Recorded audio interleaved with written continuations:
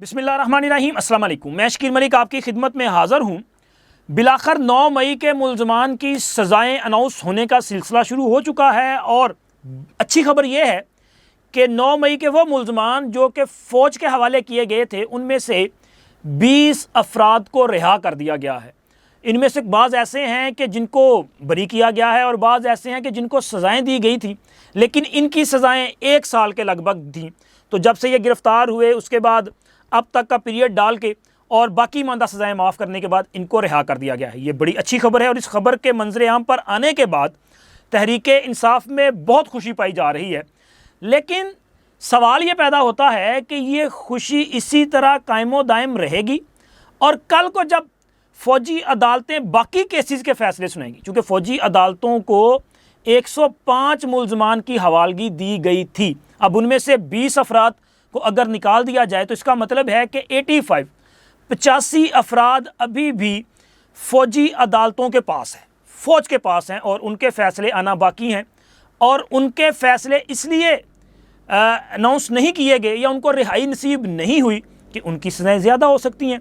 तो जनाब अली जब उनके फ़ैसले अनाउंस होंगे तब क्या ये खुशी इसी तरह बरकरार रहेगी या नहीं रहेगी, इस पर भी बात करेंगे। और इसके साथ साथ गेम इमरानडूज़ के हाथ से निकल चुकी है और ताकतवरों की जो चाल थी वो कामयाब रही है। इस मामले पे आज के व्लॉग में तफसीलात आपके साथ शेयर करेंगे। नुक्ता एक ही है, केस एक ही है, स्टोरी एक ही है। स्टोरी है फ़ौजी अदालतें और 9 मई के मुल्ज़मान। देखें, 9 मई का वाक़या जब हुआ, यानी कि इमरान खान की गिरफ़्तारी के बाद तहरीके इंसाफ के कारकुनों ने अपना रद्द-ए-अमल दिया और रद्द-ए-अमल उन्होंने मजमूई तौर पे पूरे मुल्क के 239 मकामात पर, ये तमाम के तमाम 239 मकामात वो हैं जो कि फ़ौजी या अस्करी तनसीबात के ज़ुमरे में आते हैं। उनमें GHQ भी शामिल है, उनमें कोर कमांडर हाउसेस भी शामिल हैं, उनमें यादगार शहदा भी शामिल है, उनमें एयर बेसिस भी शामिल हैं और दीगर हसास अदारों के दफातर जो हैं वो भी शामिल हैं। अब इन तमाम मकामात पे जो रद्द-ए-अमल दिया गया वो किसी भी सूरत सियासी जमहूरी रद्द-ए-अमल या एहतजाज नहीं हो सकता।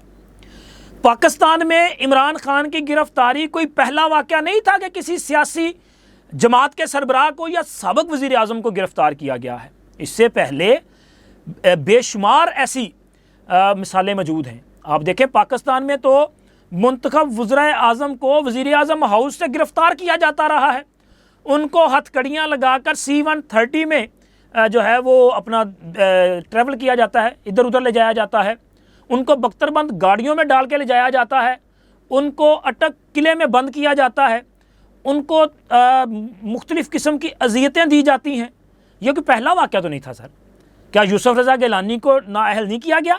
क्या मियाँ नवाज शरीफ के ख़िलाफ़ जो है फ़ैसला नहीं दिया गया था पनामा का? पनामा में से पनामा निकला, पनामा में कि बड़ा हंगामा बरपा हुआ और जब कुछ ना निकला तो सिर्फ बेटे से तनख्वाह ना लेने की बुनियाद पर, अकामा की बुनियाद पर उनको नाअहल कर दिया गया।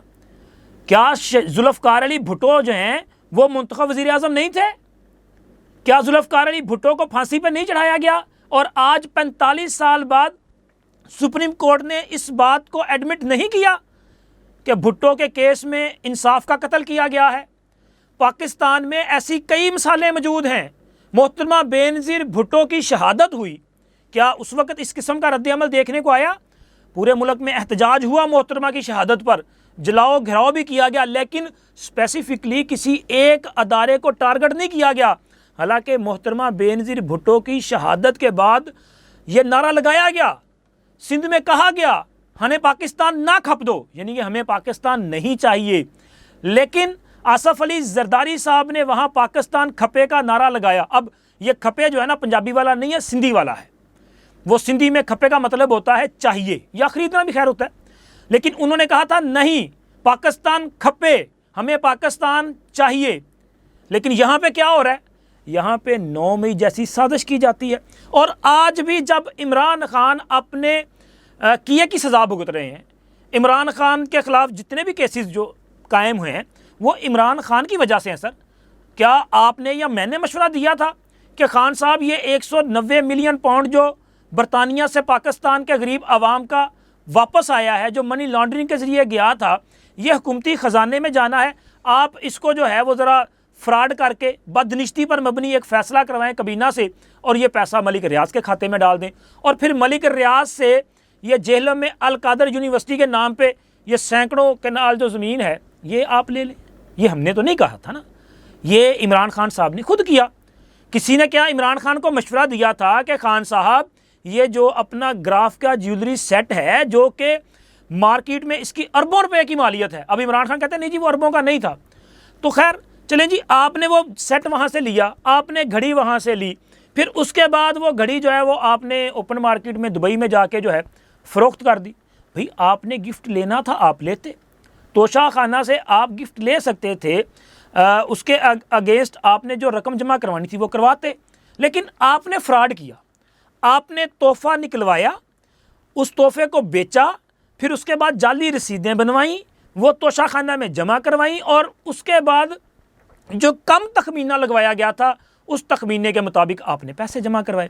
फ्रॉड आपने किया। इसी तरह के कई फ्रॉड हैं, जैसे कि आपने झूठे बयाने हल्फी दिए, वो जो अपना ममनुआ फंडी केस है उसमें आपके झूठे बयाने हल्फी हैं, और कई केसेस में इस किस्म के जो है वो आपके बयाने हल्फी जो है मौजूद है। ये आप यानी कि इमरान खान साहब ने ये सारा कुछ खुद किया और उसकी सज़ा ये भुगत रहे हैं, और उस वजह से ये जेल में जो है वो मौजूद हैं। लेकिन आप देखें ना कि इमरान खान जेल में है, लेकिन ये जो कौम यूथ है, हैरत है इन लोगों पे कि यार ये लोग ज़रा सा भी नहीं सोचते कि हम क्या कर रहे हैं, बल्कि वो ये एक तरह से कल्ट है, और कल्ट में तो आपको पता ही है ना कि रहबर से आगे कुछ नज़र ही नहीं आता। तो इमरान खान इस कल्ट के एक तरह से रहबर बन चुके हैं, और इमरान खान अगर नहीं है तो उनकी नज़र में पाकिस्तान भी नहीं है। नौज़बिल्ला वो समझते हैं कि अगर इमरान खान बरसरे इक़्तिदार नहीं तो फिर पाकिस्तान चाहे निस्तो नाबूद हो जाए उनकी बला से। यहाँ तक जो है वो मामला पहुँच चुके हैं, और इमरान खान की मोहब्बत में ये पाकिस्तान से और पाकिस्तान के अदारों से खुली नफ़रत का इजहार करते हैं। और इमरान की मोहब्बत में मुब्तला ये जो इमरानडूज़ हैं जो मुख्तलिफ़ जगहों पे बैठे हुए हैं, ये बारहा कोशिश करते हैं कि जनाब कोई ऐसा तरीका निकल आए कि इमरान खान जेल से बाहर आए और वज़ीर आज़म हाउस में आके बैठ जाए, और इस वक्त जो बरसरे इक़्तिदार हैं वो जेलों में चले जाएं। और लेकिन अगर ये आपने करना है या आपकी ख्वाहिश है तो फिर सर उसके लिए ज़रूरी है कि आप अदालतों का सामना करें, आप साजिशें ना करें। अब 9 मई वाले जो हैं वो तो फंसे ही फंसे हैं। अंदाज़ा लगाएं कि 9 मई में जितने लोगों को गिरफ़्तार किया गया, क्या किसी एक के लिए भी तहरीके इंसाफ के किसी वकील ने कोई केस फाइल किया है? किसी केस में पेश होते हैं? वो जो अपना गरीब घरों के बच्चे थे उनके माँ बाप रुल रहे हैं अदालतों के बाहर, कोई पूछने वाला नहीं है ना। उनके केसेस जो हैं वो अपना उनकी वो जल्द सुनवाई की जाती है, ना वो किसी मंतकी इंजाम की तरफ जा रहे हैं। लेकिन लोग जो हैं वो परेशान हैं। इमरान खान मौज में है, इमरान खान जेल में खुद तो याशी कर रहा है। इमरान खान की अभी जो एक ताज़ा रिपोर्ट आई है अदालत में, उसमें वो इमरान खान के लिए सर 7 सेल जो हैं वो मुख्तस कर दिए गए हैं। इमरान खान के लिए सिक्योरिटी अमला जो है वो तैनात किया गया है। मजमूई तौर पे इमरान खान की सिर्फ सिक्योरिटी पे कोई 14 लाख रुपया महाना खर्चा किया जाता है। इमरान खान के खाने पे जो है वो महाना लाखों रुपया खर्च किया जाता है। इमरान खान वहाँ पे फुल अय्याशी में है, लेकिन इमरान खान की मोहब्बत में मुब्तला होकर या इमरान खान के बहकावे में आके जिन लोगों ने 9 मई का सानिया सरजद किया था वो जनाब अब सजाएँ भुगत रहे हैं। ये फ़ौजी अदालतों के जो मामलात हैं वहाँ भी तहरीके इंसाफ वालों ने जिस तरह से मामलात को ख़राब करने की कोशिश की। आप देखें ना कि फ़ौजी अदालतों में केस चलाने के हवाले से एक फ़ैसला हुआ, इसको अदालत में चैलेंज कर दिया गया, इस पर एक स्टे ऑर्डर हुआ। फिर उसके बाद 5 रुकनी बेंच ने फ़ौजी अदालतों को गैर कानूनी करार दे दिया। बाद अज़ां एक 6 रुकनी बेंच ने जो है वो स्टे ऑर्डर ख़त्म कर दिया, वो फ़ैसला जो है उसको कलअदम करार दे दिया। फ़ौजी अदालतों को जो है वो काम करने की इजाज़त देती, लेकिन रोक दिया गया कि जी आप फ़ैसले अनाउंस नहीं करेंगे। फिर उसके बाद सुप्रीम कोर्ट की तरफ से ये मशरूत तौर पे इजाज़त दी गई कि जिन लोगों को रिहा किया जा सकता है उन लोगों के फ़ैसले अनाउंस कर दिए जाएँ। अब फ़ौजी अदालतों ने 20 अफराद जिनके बारे में जो कमिटमेंट है वो सुप्रीम कोर्ट में दी गई थी वो लोग रिहा कर दिए हैं। अब तक की जो इतलात हैं उसके मुताबिक 20 लोगों को रिहा कर दिया गया, और ये लोग अपने अपने घरों में जो तकरीबन पहुँच चुके हैं। और इनके वापसी पर जश्न मनाया जा रहा है। इनके घर वाले खुश हैं, बल्कि इनके घर वाले खुश भी हैं तो इसके साथ साथ उनको ये भी चाहिए कि वो अपने इन बच्चों को समझाएं कि बेटा सियासत में एहतजाज करना आपका जमहूरी हक़ है, लेकिन रियासती अदारों पे यलगार नहीं की जाती। इमरान ख़ान ने ये जो एक जनरेशन पैदा कर दी है ना सर, इनको इमरान ख़ान साहब ने ये तरबियत दी है कि अगर इमरान ख़ान पे कोई हरफ भी आए तो आपने अपनी जान पे खेल जाना है, और वो इस तरह का काम कर जाते हैं। मैं अभी ना ये एक फ़िल्म देख रहा था, आई थिंक इंडिया की फ़िल्म है, मेरा ख्याल शैतान नाम है उसका, शैतान।